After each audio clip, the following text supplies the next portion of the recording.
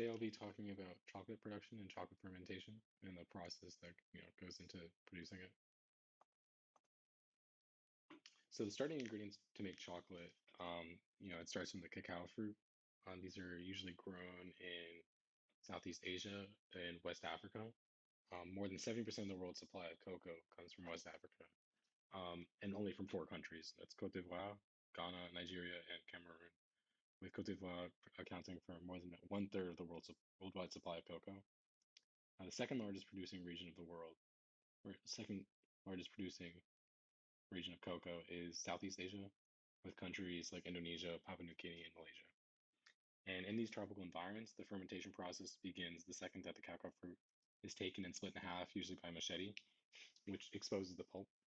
And in the picture here, the pulp is this white gooey material that surrounds the seeds, and the pulp supplies the nutrients for microorganisms to begin the fermentation process, which is best described as a succession, um, meaning each group of microorganisms that will, take part in the fermentation process will produce the materials needed for the next group that will come along. So the first group that will appear in like its, at its peak is yeast. So these main species here are Pichia, Candida, uh, Hanseníospora, and then Deborahomyces, Saccharomyces.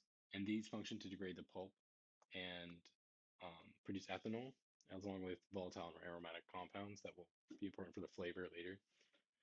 Many of these yeasts are fast-growing bacteria, and ethanol produced inhibits yeast and will give way to ethanol-tolerant bacteria. And after roughly 2 days, the yeast will begin to decline, and after 4 days, the yeast is going to be nearly undetectable.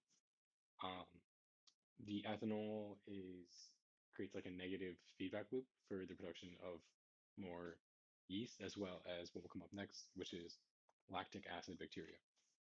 So after the yeast leaves the environment, it leaves it at a slightly lower pH with the ethanol, around 3 to 4 pH.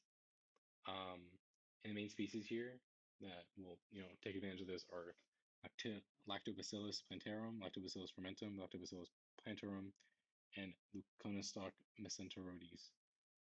In these conditions, that the yeast leaves it in allows for only heat and acid-resistant bacteria, because the cacao seeds will sit in a box, and by this point they'll be over 35 degrees Celsius. And there's still some fermentable sugar remaining after the yeast has fermented it, but lactic acid will be able to take more control as it's not as inhibited by the acid and pH produced by ethanol. So lactic acid bacteria will produce more lactic acid, acetic acid, carbon dioxide, and even more ethanol. And they're going to peak in their population around 2 days, right after the yeast will. And then they will decrease at almost the exact same rate as yeast and give way to acetic acid bacteria. So the main species here are Acetobacter pasteurianus and Acetobacter aceti. It's the exact same acetic acid bacteria that will be used in vinegar production. The acetic acid bacteria consumes the lactate and acid, producing acetoin, and the acetic acid that will be produced by the bacteria will actually diffuse into the cacao seeds inside these boxes and will allow for the acid hydrolysis reaction between cacao proteins to speed up and be amplified.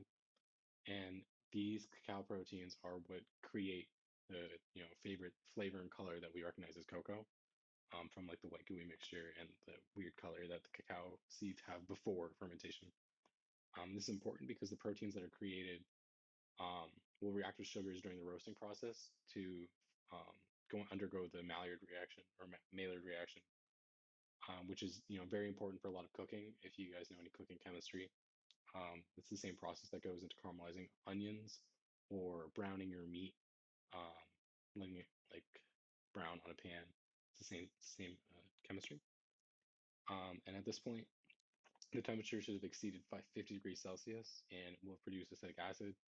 And with the amount of acid produced between ethanol, acetic acid, lactic acid, and the temperature that it's reached, the microbiome inside the box that cacao seeds are usually held in becomes inhabitable to the vast majority of bacteria. and this allows the cacao beans to basically be preserved until they're taken for drying and roasting later in a chocolate making process. And then the optimal conditions for the fermentation process is usually inside these large wooden boxes that are often used in West Africa as well as Southeast Asia, primarily West Africa. And this just allows the seeds to be surrounded by all the pulp and all the seeds from other cacao beans. And in bulk, this insulates everything and keeps it together. And this allows for the temperature to rise inside the box. But what many farmers and cultivators will do is cover the boxes with banana leaves or jute bags. Um, and in total, this process takes about 3 to 7 days. Now, for the biochemical pathway, um, you can see here we have just the sugars and citric acid. Sugars being glucose, fructose, that are the most important ones at the beginning, and these will, go through metabolic processes with yeast and lactic acid in the beginning, usually ending around 2 days. And this leads into ethanol and lactic acid production. The yeast and lactic acid both produce ethanol. Um, and the acetic acid will, consume this and will produce, acetic acid. Will consume some of the lactic acid, produce mannitol, and at the end of it, we'll have, like we said earlier, a very acidic environment as well as a high temperature that basically makes the environment sterile to microbiome. Now, for health benefits, dark chocolate is known to have high concentrations of flavonols and polyphenolic compounds, and these are, you know, antioxidant and heart healthy, is what many people will say. Chocolate also contains caffeine and theobromine. These are stimulatory compounds that are known to reduce blood pressure. Um, and if you need any more reasons to, eat chocolate, there also epidemiological and clinical studies have shown that dark chocolate does reduce the risk of heart failure, it relieves stress, and it improves your mood. I mean, why wouldn't it? Sugar. Um, and yeah, these are the references I used, and that is the end of my presentation.